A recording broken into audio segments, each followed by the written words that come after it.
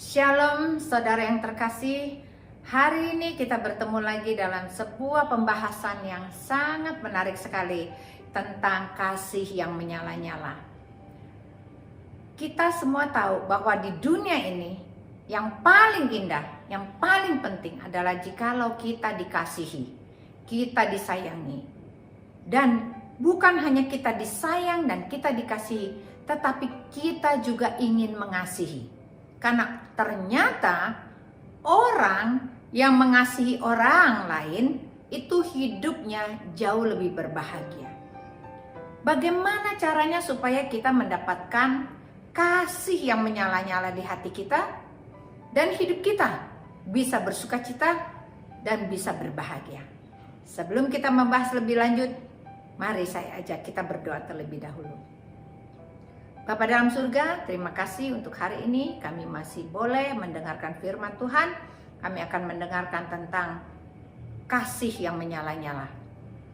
Ajari Tuhan supaya kami memiliki kasih itu dalam hati kami. Walaupun kami tidak mengerti, tetapi Tuhan yang akan memberi pengertian kepada kami. Berikanlah roh-Mu di dalam hidup kami, supaya kami terus bertumbuh dan bertumbuh menjadi sama seperti Engkau. Terima kasih. Urapi hamba-Mu yang akan menyampaikan. Di dalam nama Tuhan Yesus, kita semua yang siap diberkati katakan amin. Puji nama Tuhan. Begini, saudara yang dikasihi Tuhan, jikalau kita menerima Yesus Kristus sebagai Tuhan dan Juru Selamat, saat itu hati kita nih sudah diberikan namanya benih. Yaitu apa? Benihnya Tuhan Yesus yang masuk ke dalam hati kita. Tetapi benih ini tidak akan bisa tumbuh jikalau kita tidak menyiraminya. Benih ini akan lama-lama mati walaupun engkau sudah terima Yesus dan engkau dibaptis. Jikalau kita tidak pernah melakukan apa-apa untuk supaya benih yang ditaruh Tuhan Yesus di dalam hati kita itu bisa bertumbuh. Dengan cara kita menyiraminya setiap hari. Dengan apa? Dengan firman Tuhan. Lalu kita memupuknya dengan baik. Lalu kita siram, kita pupuk, kita siram. Itulah yang akan membuat benih yang tadinya kecil sekali, itu akan pelan-pelan tumbuh. Pada saat kita memiliki pengetahuan yang bertambah sedikit demi sedikit setiap hari karena pembacaan firman Tuhan, lama-kelamaan kita mulai mengerti. Pada saat kita membaca Alkitab mungkin kita nggak paham apa sih yang dimaksud dengan Tuhan tuh. Susah sekali ya baca dari kitab Kejadian, kitab Keluaran, dan seluruh kitab-kitab bilangan. Kayaknya kok nggak ngerti-ngerti. Tetapi kalau kita melakukannya berulang-ulang, maka pengertian itu akan diberikan kepada kita. Lalu benang merahnya itu mulai kelihatan. Oh, ternyata ini loh yang Tuhan maksud. Apakah hukum yang pertama dan utama? Hukum yang pertama dan yang paling utama adalah kasihilah Tuhan Allahmu dengan segenap hatimu, dengan segenap jiwamu, dengan segenap kekuatanmu, dan dengan segenap akal budimu. Berarti kita harus menyerahkan hati kita dengan segenap hati, segenap jiwa, segenap kekuatan dan akal budi kita. Kita harus bertanya kepada diri kita sendiri, apakah kita sudah berikan hati kita dengan segenap hati, segenap jiwa, kekuatan dan akal budi. Berarti kepintaran kita juga dipakai untuk kemuliaan Tuhan. Dan hukum yang kedua yang sama dengan itu adalah kasihilah sesamamu manusia seperti dirimu sendiri. Pertanyaannya adalah, kenapa orang tidak bisa mengasihi sesamamu manusia seperti dirimu sendiri? Padahal Tuhan berkata, inilah hukum yang utama dan pertama. Berarti yang paling penting dalam hidup kita adalah melakukan firman Tuhan ini. Kita harus cek hati kita. Karena pada saat kita percaya Yesus sebagai Tuhan dan Juru Selamat, benih iman itu sudah ditaruh di hati kita. Yaitu benih daripada Roh Kudus. Roh Kudus ini hanya bisa bertumbuh jika kita sirami terus. Baca Alkitab, berdoa setiap hari, pujian dan penyembahan, maka ini akan menjadi sebuah pohon yang makin hari makin besar, makin hari makin besar, dan bertumbuh dan menjadi lebat dan berbuah lebat dalam hidup kita. Mari kita lihat ayatnya. 1 Yohanes 2 ayat 15 berkata begini, janganlah kamu mengasihi dunia dan apa yang ada di dalamnya. Jikalau orang mengasihi dunia, maka kasih akan Bapa tidak ada di dalam orang itu. 1 Yohanes 2 ayat 16 dan 17 berkata begini, sebab semua yang ada di dalam dunia, yaitu 1, keinginan daging, 2, keinginan mata, dan 3, keangkuhan hidup, bukanlah berasal dari Bapa, melainkan dari dunia. Dan dunia ini sedang lenyap dengan keinginannya, tapi orang yang melakukan kehendak Allah tetap hidup selama-lamanya. Ini adalah ayat firman Tuhan yang diberikan buat kita hari ini, supaya kita mengerti bahwa orang yang hidupnya masih ada keinginan daging, dia tidak bisa bertumbuh. Kenapa? Karena keinginan daging itu bukan berasal dari Bapa, tetapi dari dunia. Tuhan Yesus mengatakan bahwa dunia ini dan isinya sudah diserahkan kepada iblis. Berarti kita tidak boleh mempunyai keinginan yang melebihi keinginan kita untuk mengetahui Tuhan, memuji Tuhan, mencintai Tuhan lebih daripada apa yang kita dapat di muka bumi ini.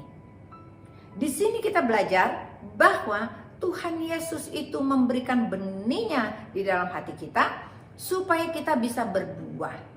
Tetapi kenapa ya banyak sekali orang Kristen tidak pernah menghasilkan buah? Kita harus cek.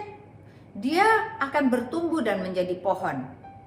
Dia tumbuh menjadi pohon tapi nggak pernah menghasilkan buah. Pada suatu hari Tuhan Yesus berjalan, lalu bersama dengan murid-muridnya. Dia melihat ada satu pohon, yaitu pohon ara. Lalu Tuhan melihat-lihat untuk mengambil buahnya. Pada saat Tuhan Yesus melihat pohon ara itu tidak menghasilkan buah, cuma punya daun-daunnya saja, tapi kelihatannya rimbun. Lalu Tuhan Yesus berkata begini, karena engkau tidak menghasilkan buah, matilah dan keringlah. Dan saat itulah pohon itu langsung menjadi mati. Itulah kehidupan orang Kristen. Orang Kristen yang kelihatannya sudah dibaptis dan terima Yesus, dia bertumbuh menjadi sebuah pohon yang hanya memiliki daun tetapi tidak memiliki perbuatan, tidak memiliki buah-buah roh, yaitu buah roh adalah kasih, sukacita, damai sejahtera, kebaikan, kesetiaan, kelemah lembutan, penguasaan diri. Tidak ada pada orang ini. Tidak ada kemurahan hati, tidak ada kesabaran, tidak ada kesetiaan. Berarti kita adalah seperti pohon yang hanya memiliki daun tetapi tidak memiliki buah. Karena Tuhan ingin benih Yesus yang ditaruh di hati kita itu akan bertumbuh dan menghasilkan buah. Supaya kita sadar bahwa inilah yang menjadi isi hati Tuhan. Jangan main-main lagi. Kita harus bergerak. Kita harus menghasilkan buah. Buah kebaikan, buah kemurahan, buah kesetiaan, buah untuk selalu memuji dan menyembah Tuhan. Ya, kita juga harus banyak-banyak menguasai diri kita. Supaya kita bukan menjadi pemarah, tapi kita menjadi pemaaf. Bahkan hidup kita penuh dengan kasih.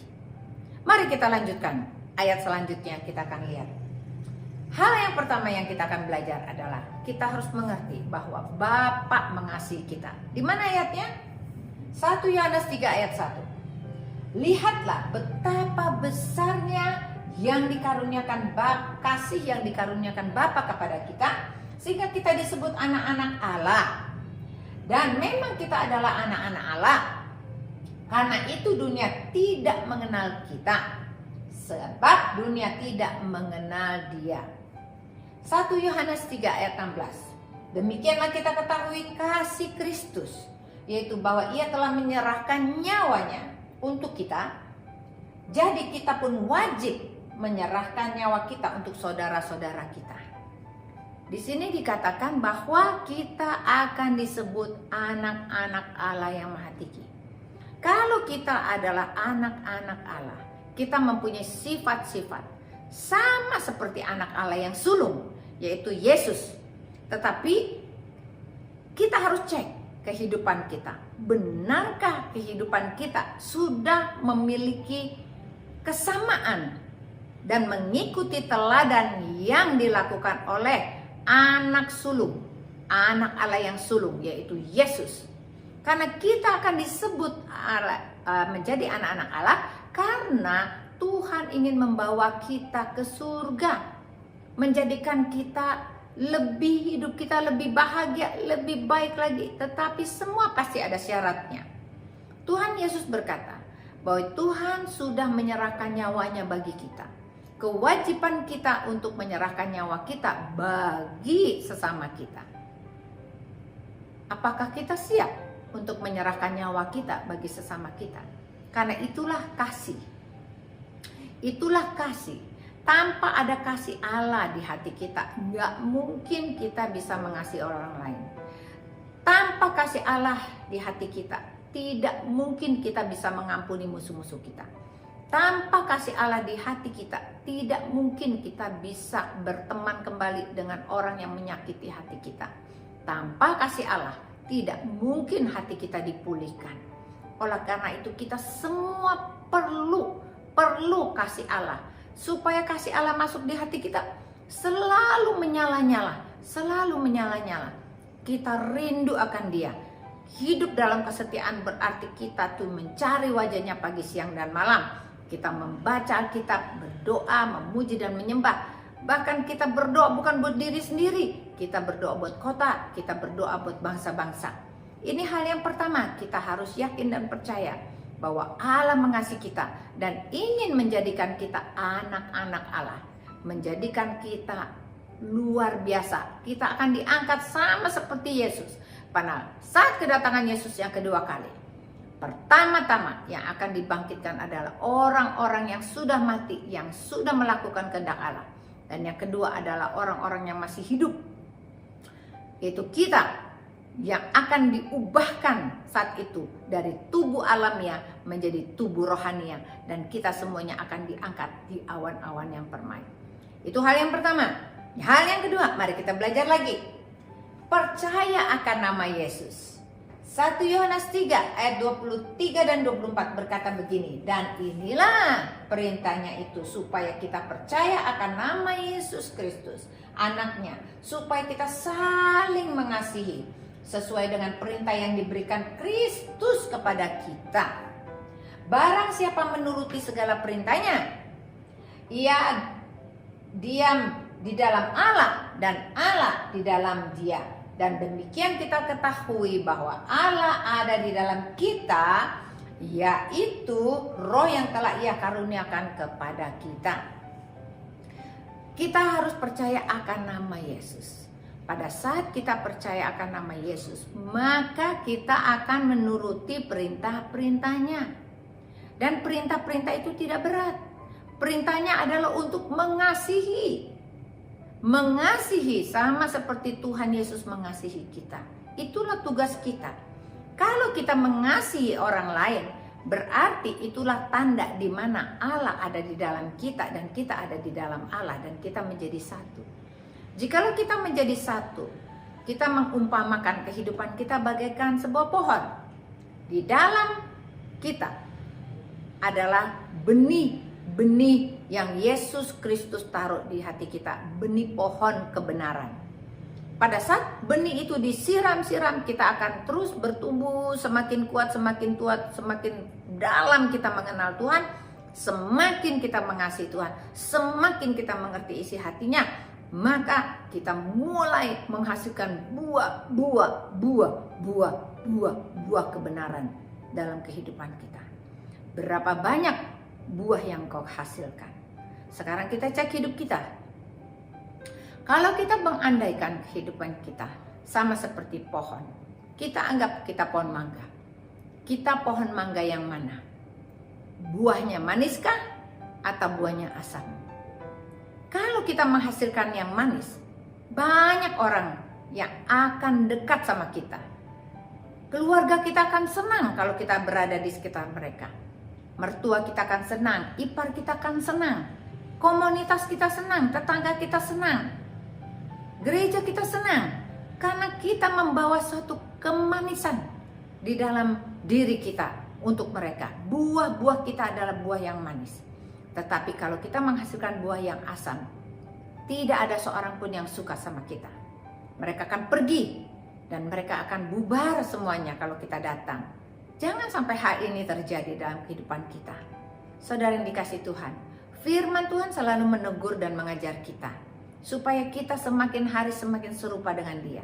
Kita harus banyak belajar bahwa mendengarkan firman Tuhan adalah salah satu kita untuk kita belajar dan kita dipulihkan dalam nama Yesus. Itu hal yang kedua, percaya akan nama Yesus. Dan yang ketiga, mari kita lihat ayatnya. Kita mengasihi Tuhan. 1 Yohanes 5 ayat 3 dan 4. Sebab inilah kasih kepada Allah, yaitu bahwa kita menuruti perintah-perintahnya. Perintah-perintahnya itu tidak berat. Sebab semua yang lahir dari Allah mengalahkan dunia. Dan inilah kemenangan yang mengalahkan dunia, yaitu iman kita. 1 Yohanes 5 ayat 12 berkata begini. Barang siapa memiliki anak, ia memiliki hidup.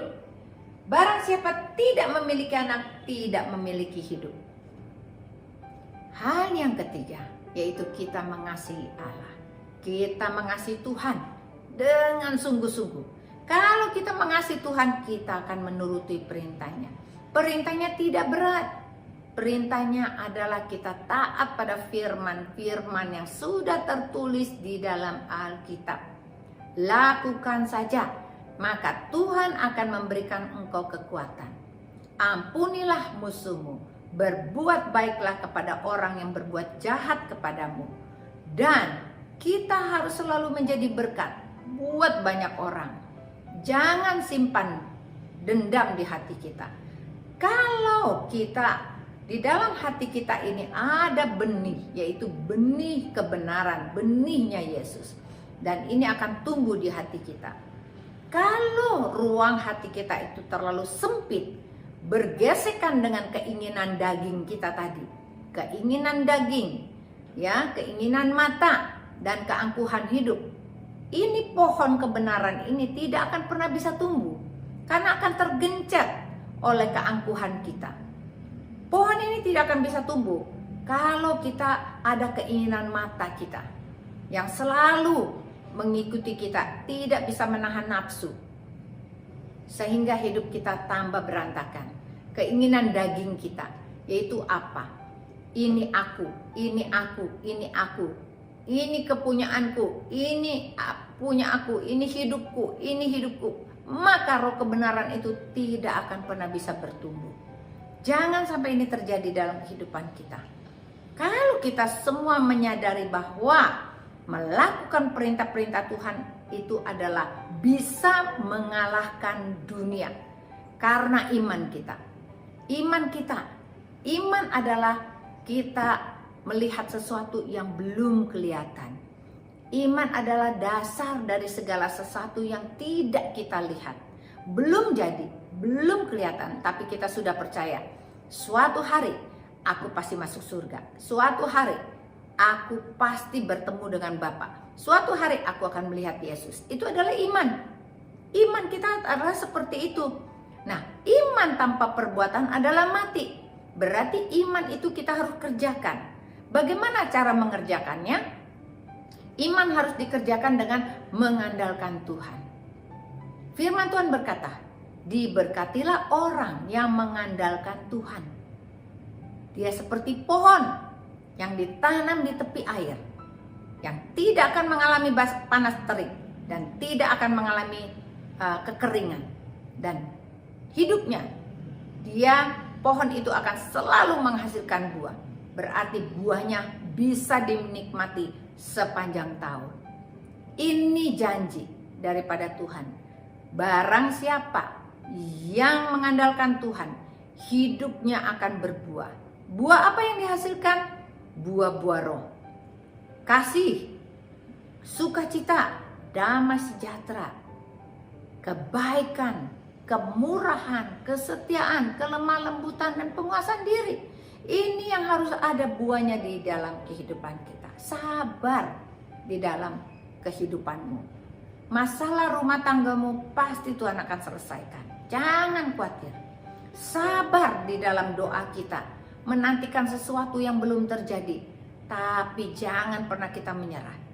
Kita harus setia membaca Alkitab. Supaya kita terus dipulihkan, ditambahkan pengetahuannya melalui pembacaan Alkitab.